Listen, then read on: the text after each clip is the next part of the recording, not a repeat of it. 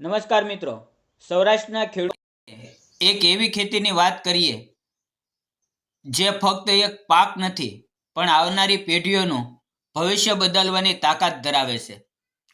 આ છે ખારેકની ખેતીની કહાની, જે સૌરાષ્ટ્રમાં એક નવી આર્થિક ક્રાંતિ લાવી રહી છે. આ ખેતીની સૌથી અદ્ભુત વાત કઈ છે ખબર છે? એકવાર વાવણી કરો એટલે સમજી લો કે લગભગ 25 વર્ષ સુધી તમને સતત ફળ મળતા રહે. વિચાર તો કરો, એક જ વારની મહેનત અને દાયકાઓ સુધી વાવતર. મિત્રો, કચ્છમાં તો આ ખેતી સુપરહિટ થઈ રહી છે, પણ હવે સૌરાષ્ટ્રના ખેડૂતો પણ સમજી રહ્યા છે કે ખારક એ આવકનો એક નવો અને સ્થિર સ્ત્રોત છે.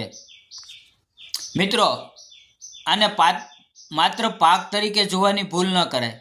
આ તો ભવિષ્ય માટેનું એક મોટું રોકાણ છે. અને આ કોઈ હવાની વાત નથી. અમરેલી જિલ્લામાં જુઓ, ત્યાં 15થી વધુ ખેડૂતો આ સફળ રસ્તો અપનાવી ચૂક્યા છે. એમની સફળતા હવે બીજા ખેડૂતો માટે એક જીવતું જાગતું ઉદાહરણ બની રહી છે.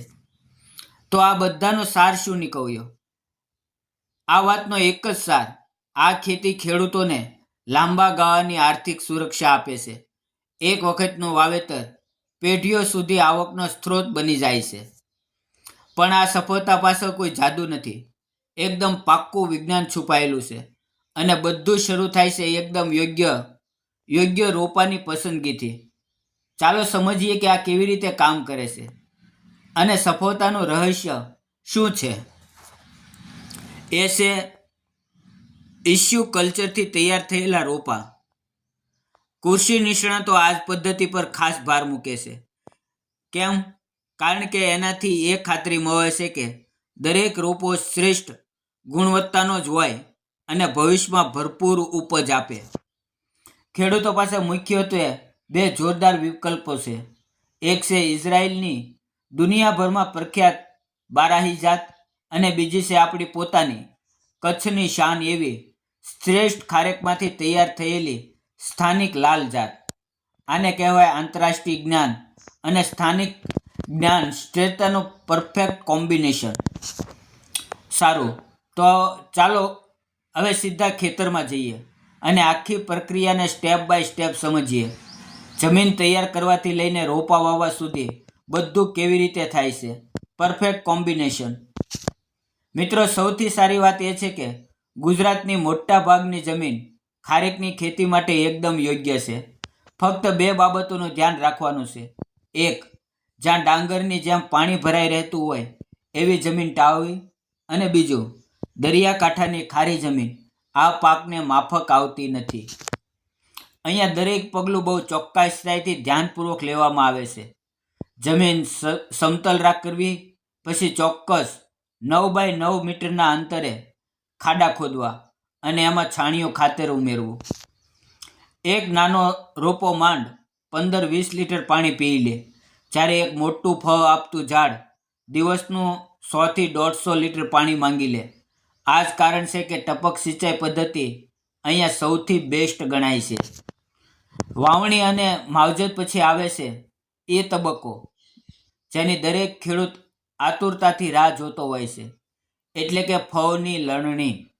ચાલો જોઈએ કે આ બધી મહેનતનું ફળ આખરે કેટલું મીઠું હોય છે.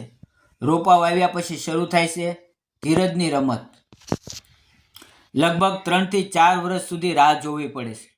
ત્યારે જઈને ઝાડ પર પહેલાં ફૂલ દેખાય છે અને ચોથા વર્ષથી આખરે મહેનતનું પ્રથમ ફળ મળવાનું શરૂ થઈ શકે છે. પણ એક મોટો સવાલ મનમાં આવે છે કે એક ઝાડમાંથી 200થી 250 કિલોગ્રામ જેટલું મબલખ ઉત્પાદન મળે છે. આ ભલા કેવી રીતે શક્ય બને? આ પાછળ એક ખાસ છુપાયેલી છે, અને એ રહસ્ય છે હાથ વડે પરાગનયન. જી હા, માંદા ઝાડ પર જ્યારે ફૂલ આવે ત્યારે નર ઝાડના ફૂલમાંથી પરાગરજ લઈને એના પર લગાવવા પડે છે. આ પ્રક્રિયા વગર સારા અને ખાવાલાયક ફળ મળતા જ નથી. આ ખેડૂતની સીધી ભાગીદારીનું એક ઉત્તમ ઉદાહરણ છે. અને આ મહેનતનું પરિણામ એ તો અદ્ભુત છે. શરૂઆતના વર્ષમાં એક ઝાડ લગભગ 30 કિલો ફળ આપે, પણ એ જ ઝાડ જ્યારે પુખ્ત થાય ને ત્યારે 200 કે 250 કિલો સુધીનું ઉત્પાદન આપી શકે છે.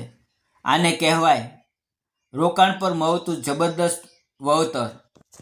મિત્રો, તો અંતે એક વિચારવા જેવો પ્રશ્ન એ છે કે જ્યારે કોઈ એક આખો વિસ્તાર આવા પાકને અપનાવે છે, તે માત્ર એક ખેડૂતને જ નહીં પણ આવનારી કેટલી પેઢીઓને આર્થિક રીતે સક્ષમ બનાવે, ત્યારે એ પ્રદેશના સામાજિક અને આર્થિક ભવિષ્ય પર એની કેવી જોરદાર અસર પડી શકે છે. જો મિત્રો વિડીયો સારો લાગ્યો હોય તો વિડીયોને લાઈક, ચેનલને સબસ્ક્રાઈબ કરી કોમેન્ટ કરવાનું ભૂલતા નહીં. જય જવાન, જય કિસાન. ધન્યવાદ મિત્રો.